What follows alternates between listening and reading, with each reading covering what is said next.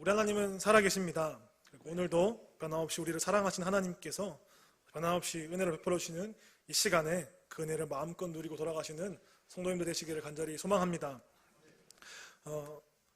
오늘 우리가 이 본문을 받은 이 35장 12절 19절을 가지고 우리가 그리스도인으로서 하나님의 백성으로서 어떤 공동체의 모습을 가져야 하는가, 교회는 어떠해야 하고 하나님의 백성은 어떠한 모습을 가져야 되고 그리스도인은 어떤 삶의 행실의 열매가 있어야 하는가를 함께 좀 고민해보는 그런 시간이 되면 좋겠습니다.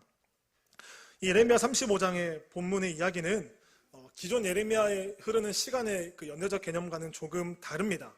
앞에 34장까지는 시드기야가 이제 유다의 왕으로 있을 때의 이야기를 쭉 기록하고 있는 반면에 35장에 들어와서는 그 전에 있던 여호야김의 시대로 돌아가서 있었던 일을 기록하고 있기 때문입니다.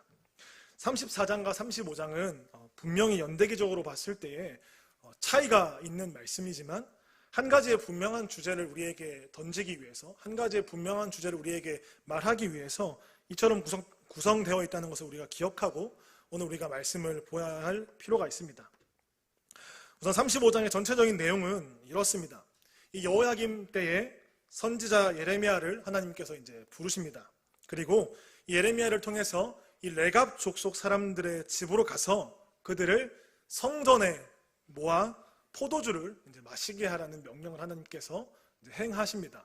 예레미야는 하나님의 그 말씀을 따라 레갑 족속을 성전의 한 방에 다 모아서 말씀하신 그대로 그들에게 포도주를 건네면서 이것을 마시라고 이제 이야기합니다. 그런데 특별히 주목해야 할 것은 이 일이 지금 진행되고 있는 곳이 성전이라는 곳입니다. 35장 3절에 보면 이에 내가 하바시냐의 손자요 예레미야의 아들인 야사냐와 그의 형제와 그의 모든 아들과 모든 레갑 사람들을 데리고 여호와의 집에 이르러 익다라의 아들 하나님의 사람 하나님의 아들들의 방에 들었는데 라는 이 말처럼 이 장소가 지금 굉장히 중요합니다.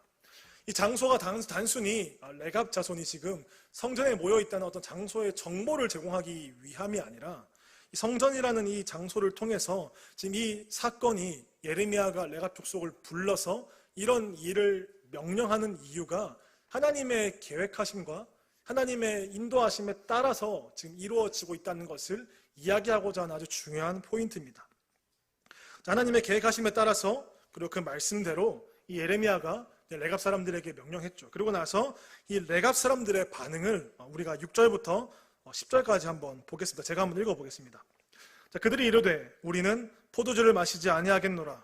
레갑의 아들 우리 선조 요나답이 우리에게 명령하여 이르기를 너희와 너희 자손은 영원히 포도주를 마시지 말며 너희가 집도 짓지 말며 파종도 하지 말며 포도원을 소유하지도 말고 너희는 평생 동안에 장막에 살아라. 그리하면 너희가 머물러 사는 땅에서 너희의 생명이 길리라 하였으므로 우리가 레갑의 아들 우리 선조 요나답이 우리에게 명령한 모든 말을 순종하여 우리와 우리 아내와 자녀가 평생 동안 포도주를 마시지 아니하며 살 집도 짓지 아니하며 포도원이나 밭이나 종자도 가지지 아니하고 장막에 살면서 우리 선조 요나답이 우리에게 명령한 대로 다 지켜 행하였노라 라고 하면서 예레미야에게 이야기합니다. 그러니까 한마디로 요약하면 이거죠.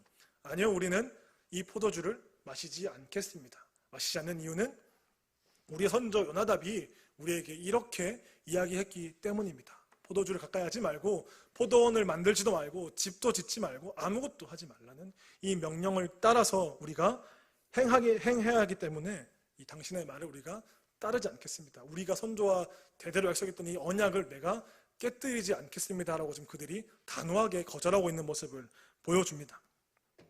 이 레갑 사람들에 대해서 성경이 자세하게 기록하고 있지는 않습니다. 그러나 이 본문에 언급된 이 요나답이라는 사람을 대부분의 많은 학자들이 열왕기하 10장 15절부터 17절에 여호나답이라고 이야기합니다. 제가 한번 열왕기하 10장 15절과 17절을 읽어드리겠습니다. 예후가 거기에서 떠나가다가 자기를 맞이하러 오는 레갑의 아들 여호나답을 만난지라.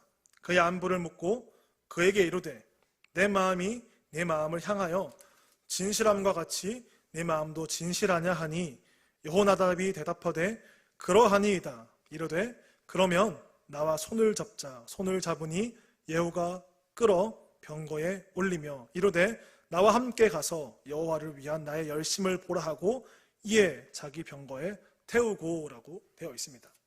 대부분의 많은 학자들은 이 여기서 나오는 이 여호나답이 지금 우리가 읽은 이 요나답이라고 이야기합니다. 이 히브리어에서 이 여호나답을 축약하면 요나답이라고 부르게 되기 때문입니다.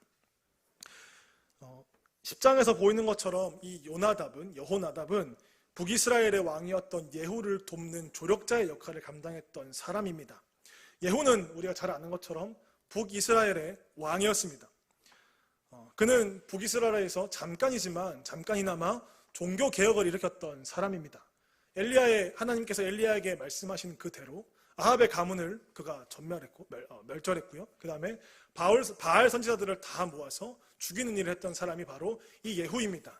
근데 문제는 여기까지는 참 괜찮았는데, 여기까지는 잘했는데, 그 이후에 그의 행적이 여로보암의 길을 따라서 이 금송아지를 섬기는 일을 그가 벗어나지 못한 겁니다.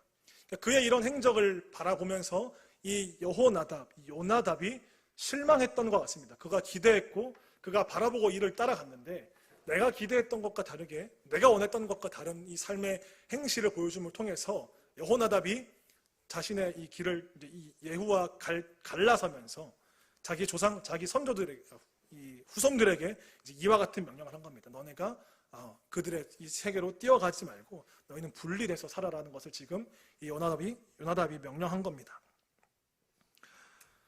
근데 중요한 것은 이 열왕기하 10장에 기록된 이 여호나답의 후손이 지금 예레미야 시기까지 대략 시간적으로 계산해 보면 대략적으로 200년의 시간이 흐른 뒤의 상황입니다. 중요한 것은 이들이 포도원을 짓지 않고 포도주를 마시지 않는 이게 중요한 게 아닙니다. 200년이라는 그 긴 시간 동안 신의 말도 아니라 사람인 자기 선조의 이 유지를 200년이라는 시간 동안 변질되지 않고 변하지 않고 끝까지 지키고 살아왔다는 게 여기서 굉장히 중요한 포인트입니다. 하나님께서 레갑 사람들을 통하여서 이 유다와 예루살렘 또 자기 백성에게 지금 그러면 도대체 무엇을 말씀하시고 싶은 걸까요? 왜 갑자기 느닷없이 35장이 레갑 족속의 얘기를 집어넣어서 무엇을 지금 강조하시고 싶은 걸까요? 결론은 13절에 이렇게 되어 있습니다. 만군의 여호와 이스라엘 하나님께서 이와 같이 말씀하시니라. 너는 가서 유다 사람들과 예루살렘 주민에게 이르기를 너희가 내 말을 들으며 교훈을 받지 아니하겠느냐. 여호와의 말씀이니라. 너네 내 말 안 들을래? 이겁니다. 지금 하나님께서 레갑 족속은 여호와인 나의 말도 아니라 자신들의 선조의 말을 영원히 지금 변함없이 지키고 있는데 너희들은 어째서 만군의 여호와인 나의 말에 순종하지 않고 내 교훈을 받아들이지 않고 내 말씀을 받아들이지 않느냐라는 것을 지금 하나님께서 꾸짖고 책망하고 계신 겁니다.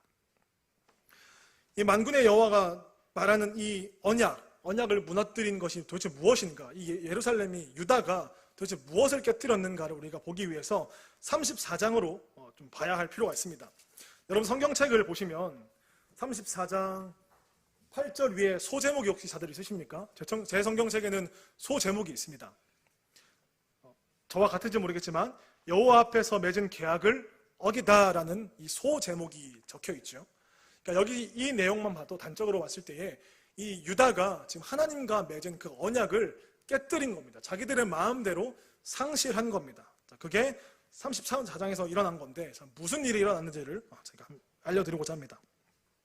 34장 8절부터 10절에서 보면 이때는 이제 여호야김 시대가 아니라 이제 시드기야 왕의 시대입니다. 다시 더 넘어간 거죠, 시대가. 자, 근데 중요한 건 이 시드기야 왕 때에 느부갓네살 바벨론 왕이 군대를 이끌고 이 예루살렘을 지금 포위한 겁니다. 자신의 병력을 가지고 이 예루살렘을 포위한 상황에 된 겁니다. 자, 근데 이 포위 당하다 보니까 이 시드기야가 잠깐 동안 하나님께 잘 보이기 위해서 최대한 하나님께 긍휼의 은혜를 받기 위해서 그리고 이 위기 속에 백성들과 좀 화합하기 위해서 백성들의 마음을 얻기 위해서 한 게 뭐냐면 노예들을 자유롭게 풀어주는 일을 그가 명령합니다. 그러니까 그동안에 묶여있던 이 노예들을 자유민으로 만들어주는 것을 그가 선포한 겁니다. 여기까지는 잘했어요. 근데 문제가 뭐냐면 11절에 가서 9, 10절에는 이걸 해방했는데 11절에 가서 다시 그 노예들을 붙잡아와서 다시 노예로 삼는 게 이 시드기야가 저지른 죄악입니다. 율법에서 분명히 주인이 안식년에 종을 해방시켜야 한다는 규정이 분명하게 존재했었고, 종살이는 영원한 것이 아니라 일시적인 것이었습니다. 물론 종이 계속해서 종노릇 할 수 있는 조건은 딱 한 가지입니다. 누구에게 권한이 있냐면 종에게 권한이 있습니다. 내가 당신의 종으로 계속 살겠습니다 라고 했을 때 종은 계속해서 종의 역할을 감당할 수 있습니다. 근데 그렇지 않고서는 이 종을 풀어주는 게 율법에 적힌 하나님의 말씀입니다. 하나님 주신 거예요. 그런데 이 시드기야가 지금 그 율법을 깨뜨린 겁니다. 자, 왜 깨뜨렸냐면 이 바벨론이 예루살렘을 포위한 상황이었는데 바벨론의 군대가 잠시 예루살렘을 떠나게 됩니다. 퇴각하게 돼요. 이유가 뭐냐면 애굽이 군대를 가지고 이 바벨론으로 침략했기 때문이에요. 그래서 그것 때문에 병력이 다시 바벨론으로 돌아가는 일이 있었던 겁니다. 자, 유다는 이때 그럼에도 불구하고 하나님을 의지하고 그 어려움을 해결해 나갔어야 하는데 하나님을 의지하는 게 아니라 역시 애굽이 이 당시에 강국했던 이 애굽이 바벨론을 물리쳐서 우리를 이 위험에서 구해줄 것이라는 확신 아닌 확신이 있었습니다. 그들에게. 하나님을 의지하는 확신이 아니라 애굽에 대한 확신이 그들에게 심겨져 있었던 겁니다. 그래서 병력이 가자마자 다시 그 노예들을 붙잡아서 다시 종으로 만든 죄를 저지릅니다. 예레미야서에서 분명하게 보여주는 유다의 죄는 두 가지입니다. 두 가지. 하나님의 이 언약을 깨뜨린 것, 특별히 하나님과 모세와 맺은 이 언약을 철저하게 깨뜨린 게 유다의 행실입니다. 삶의 행실이에요. 하나님의 백성이라고 하면서 하나님과 맺은 그 언약을 자기들의 마음대로, 자기들의 상황에 맞춰서 깨뜨린 게 유다 백성들의 행한 일입니다. 첫 번째는 뭐냐면 우리 10계명의 1, 2계명이 하나님 외에 다른 신을 섬기지 말라이지 않습니까? 그 명령을 아주 철저하게 무너뜨립니다. 자신들의 상황에 맞춰서 바알을 섬기고 자신들의 상황에 맞춰서 아세라를 섬기고 하나님의 말은 절대로 듣지 않았던 이들이 유다, 하나님의 백성이라는 자들의 삶의 행실이었고 신앙의 모습이었습니다. 그 두 번째는 34장의 단면적으로 보여주는 것처럼 이웃사랑에 대한 것이 철저하게 무너졌습니다. 정의와 공의가 상실된 겁니다. 노예를 풀어주지 않고 다시 노예로 속박하는 이 행위가 하나님 보시기에는 가증스러운 행위고 악한 행위죠. 하나님은 정의와 공의로운 하나님이시기 때문입니다. 그리고 이웃을 돌보신 하나님이시죠. 약한 자를 돌보신 하나님. 근데 그 두 가지에 이 유다가 철저하게 모든 것들을 상실한 겁니다. 이런 설명을 보시면서 35장에 있던 레갑 족속을 다시 한번 떠올려 보십시오. 유다와 레갑 족속을 놓고 보십시오. 어디가 더 여러분들의 생각 속에 하나님의 백성의 삶의 모습과 같습니까? 어디가 우리가 추구해야 할 방향이고 어디가 우리가 나아가야 할 모습입니까? 자신들의 입맛에 따라 환경에 따라 목적에 따라 하나님과의 언약을 아주 손쉽게 끊어버리는 유다의 모습이 여러분들이 나아가야 할 공동체의 모습입니까? 가정의 모습입니까?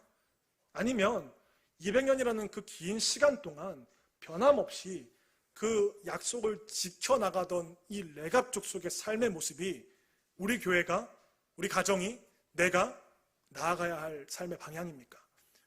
여러분들이 추구해야 하는 교회라는 공동체가, 가정이라는 공동체가 어느 방향으로 나아가야 합니까? 제가 생각할 땐 유다는 아닌 것 같습니다. 적어도 유다는 아닙니다. 레갑 족속이 우리에게 거울이 됩니다. 하나님의 백성이 아닌, 하나님의 말씀도 아닌 사람의 말을 변함없이 지켜나가는 이들의 모습이 우리에게 귀감이 되어야 될 줄로 믿습니다. 교회는 세상의 빛과 소금의 역할을 감당해야 하는 존재로 부름받은 자들입니다. 우리는 예수 그리스도의 그 십자가의 사랑과 십자가의 언약 아래에 빛으로 소금의 역할을 감당해야 하는 자들입니다. 어둠의 자리에 우리가 나아갔을 때 우리로 인하여 그곳이 밝아져야 하고 맛을 잃은 곳이 우리가 갔을 때에 다시 그 맛을 되찾는 일이 일어나야 합니다. 그런데 반대로 지금 세상은 교회가 빛과 소금의 역할을 감당하는 게 아니라 오히려 세상이 빛과 소금의 역할을 감당하는 것 같습니다. 언론에서, 뉴스에서, 신문에서 모든 기사 속에서 교회라는 이름 아래에 얼마나 많은 일들이, 부끄러운 일들이 일어나는지 우리가 철저하게 보고 있습니다. 그 모습이 우리 교회는 아니니까, 나는 아니니까 라고 방치할 수 있는 문제입니까? 아닙니다. 그 문제가 곧 내 문제입니다. 그들이 행하는 죄가 결국 내가 행하는 죄입니다. 우리는 왜 그럼 이렇게 된 겁니까? 왜 이렇게 됐습니까 대체? 무엇이 어디서 잘못되어서 우리 교회가, 한국 교회가 이렇게 되었고 그리스도인들이 이렇게 힘을 상실했고 맛을 상실하게 되었습니까? 그리스도인인 우리가 하나님의 언약의 가치를 상실한 사람이 되었기 때문입니다. 우리가 예수 그리스도의 그 십자가의 언약의 가치, 진짜 복음의 가치를 바르게 깨닫지 못하기 때문에 일어나는 일이 바로 이런 일들입니다. 사도 바울이 고백하는 것처럼 경건의 모양은 남아있는데 경건의 능력은 아무것도 없는 존재들이 우리들입니다. 그래서 이렇게 된 겁니다. 그렇다면 우리에게 소망이 없습니까? 우리는 아무것도 할 수 없고 어차피 우리 때문에 망했고 이제 우리가 해야 할 수 있는 건 아무것도 없으니까 무엇을 바랄 수도 없고 희망도 없는 상황입니까? 아닙니다. 우리에게는 그럼에도 소망이 있습니다. 에스겔서 11장 19절과 20절에 이런 말씀이 있는데 제가 세 번역으로 읽어보겠습니다. 그때 내가 그들에게 일치된 마음을 주고 새로운 영을 그들 속에 넣어주겠다. 내가 그들의 몸에서 돌같이 굳은 마음을 없애고 살같이 부드러운 마음을 주겠다. 그래서 그들은 나의 율례대로 생활하고 나의 규례를 지키고 그대로 실천하여 내 백성이 되고 나는 그들의 하나님이 될 것이다. 아멘. 무엇이 필요하신지 아시겠습니까? 지금 우리에게 정말로 필요한 게 무엇인지 말씀에서 보이십니까? 우리에게 필요한 건 능력 아닙니다. 돈 아닙니다. 명예 아닙니다. 친교 아닙니다. 우리에게 필요한 건 성령입니다. 성령. 성령의 능력이 우리의 내면에 필요합니다. 에스겔 11장은 이스라엘의 심판과 회복의 내용을 담고 있는 말씀입니다. 특별히 반대밀건이 19절의 말씀은 이스라엘의 회복에 대해서 기록하고 있는 부분입니다. 이 19절에서 더 주목해야 할 것은 바로 말씀드린 것처럼 새로운 신, 새로운 영, 바로 성령입니다. 복음서에서 예수님께서는 우리를 위해서 보혜사 되시는 성령을 보내주실 거라고 말씀하셨고 그 말씀대로 사도행전에서는 성령이 우리에게 주어지는 은혜를 베풀어 주셨습니다. 우리에게 필요한 건 성령의 능력입니다. 여러분들은 성령의 능력을 따라 살아가십니까? 여러분들의 내면에서 내주하고 계신 성령님의 그 음성의 귀를 기울이며 살아가고 계십니까? 아니면 여전히 나의 주관과 나의 가치관과 나의 욕심을 따라서 신앙생활하고 있습니까? 우리는 이 성령님의 능력을 사모해야 될 줄로 믿습니다. 우리 안에 계신 성령님께서 일하시면 우리의 이 잘못된 행실이, 잘못된 가치관이, 잘못된 생각과 목적들이 예수 그리스도로 인하여 바뀌게 될 줄로 믿습니다. 성령께서 우리에게 예수 그리스도의 그 십자가의 언약을 날마다 생각나게 하실 것입니다. 성령께서 십자가에서 나를 위해, 우리를 위해, 이 교회를 위해 피 흘려 죽으시고 예수 그리스도의 흔적을 우리에게 날마다 확인시켜 주시고 각인시켜 주실 것입니다. 마치 레갑 족속이 이 요나답의 유지를 계속해서 기억하고 살았던 것처럼 성령님께서 우리로 하여금 하나님의 이 언약이, 예수 그리스도의 이런 피로 세운 이 언약이 날마다 새롭게 되게 하실 줄로 믿습니다. 우리는 날마다 성령의 은혜를 구하는 자가 되어야 합니다. 제가 이제 우스갯소리를 잠깐 해볼까 합니다. 재밌는 얘기인데, 교회 안에 원불교 신자가 되게 많다는 거 아십니까? 다들 처음에 저거 듣고 그렇게 반응을 했습니다. 원불교 신자가 뭐냐면, 원은 원망하는 사람. 자, 불은 뭐겠습니까? 그러면 불평하고 불만하는 사람. 마지막 교는 뭘까요? 교만하는 사람이죠. 네, 교만한 사람. 그래서 이 교회 안에 원불교 신자가 많다고 합니다. 우리가 성령의 능력을 구하지 않고 살아가면 신앙생활할 때 우리가 원불교 신자가 될 수 있습니다. 하나님을 향한 감사보다 원망이 넘쳐나고, 하나님이 내게 베풀어 주시는 그 은혜가 많음에도 불구하고 불평이 늘어나고, 하나님이 내게 이만큼 주시니까 내가 교회에서 이만큼 섬기니까 교만함이 늘어나고, 과연 그게 하나님이 요구하시는 신앙생활의 모습일까? 우리가 돌아봐야 될 줄로 믿습니다. 우리는 예수 그리스도의 십자가 언약 아래 존재하는 건강한 교회 공동체가 되어야 합니다. 우리는 예수 그리스도의 십자가 언약 아래 변하지 않는 언약의 공동체가 되어야 될 줄로 믿습니다. 이 레갑 축소처럼 시간이 아무리 많이 흘러도 이 예수 그리스도라는 가치가 무뎌지지 않기를 간절히 소망합니다. 두 번째는 우리는 예수님의 그 십자가 언약 안에서 영원한 언약 백성이 될 수 있다는 겁니다. 우리 18절과 19절에 있는 말씀을 다시 한번 읽어보겠습니다. 18절, 19절 성경책에 있으니까 같이 읽어보겠습니다. 시작. 예레미야가 레갑 사람의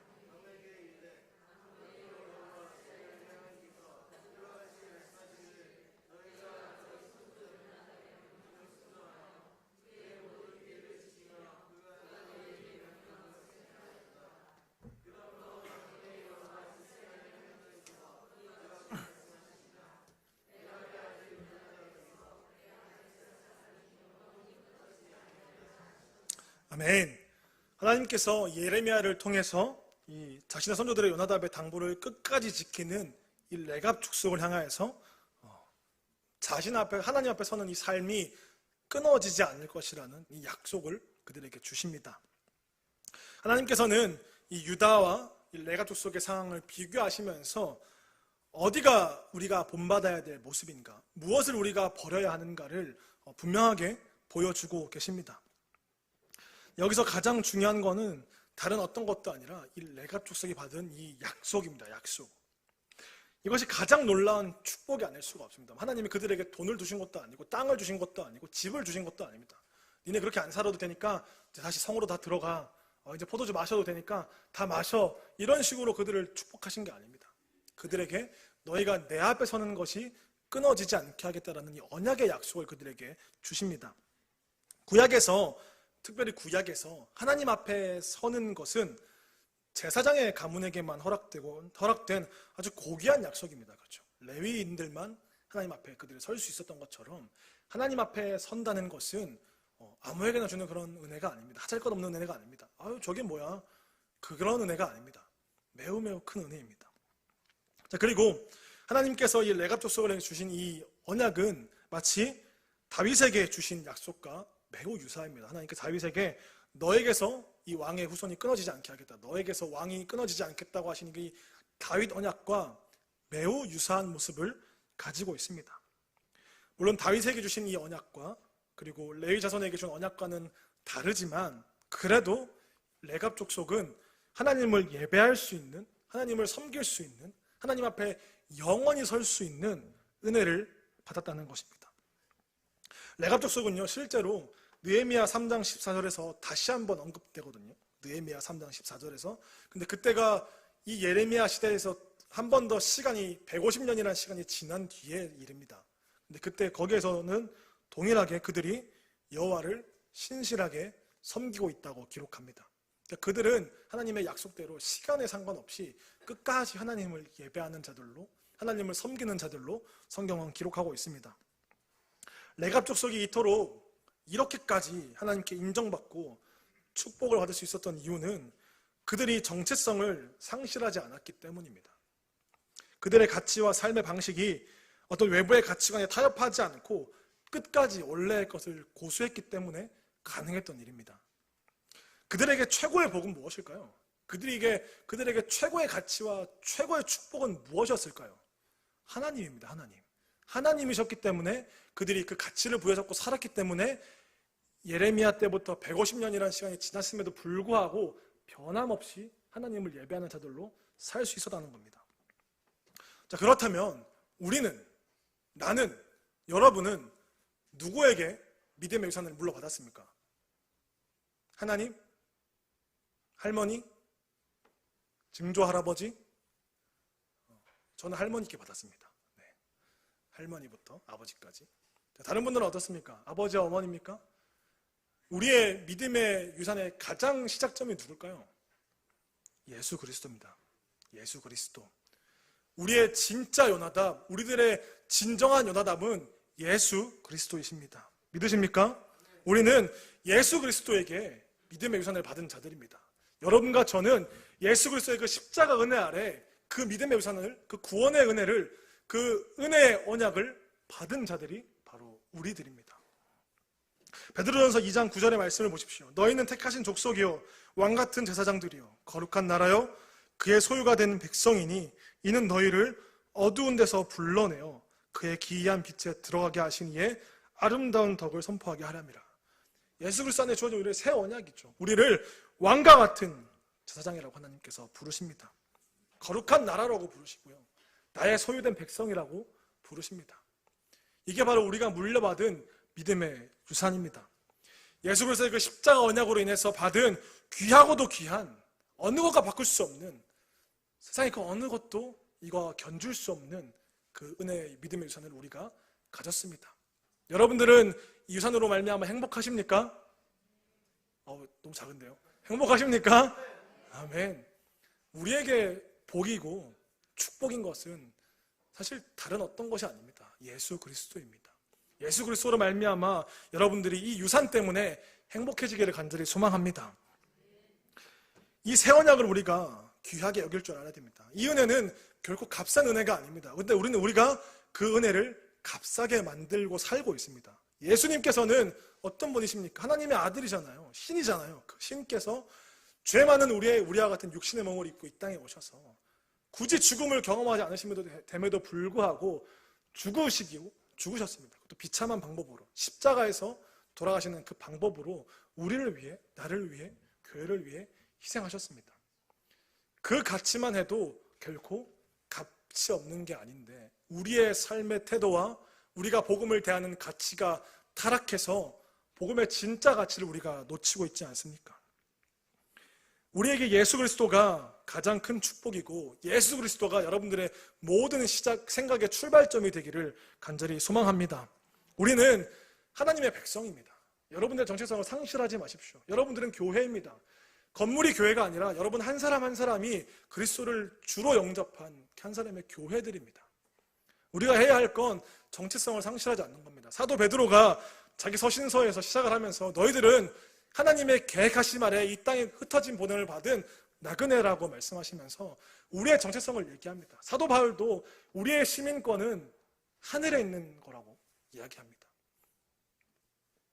여러분들의 그 가치관과 생각이 세상을 따라가는 삶이 아니라 하나님의 것을 가지고 하나님의 방법대로 살아가는 성도의 삶이 되기를 간절히 소망합니다.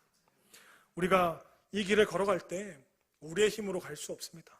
앞서 얘기한 것처럼 성령의 은혜가 없으면 우리가 갈 수 없습니다. 그리고 히브리서 12장 2절에 말하는 것처럼 히브리서 기자가 고백하는 것처럼 믿음의 주요 온전하게 하시는 예수 그리스도를 바라보면서 우리가 그 길을 걸어가야 합니다.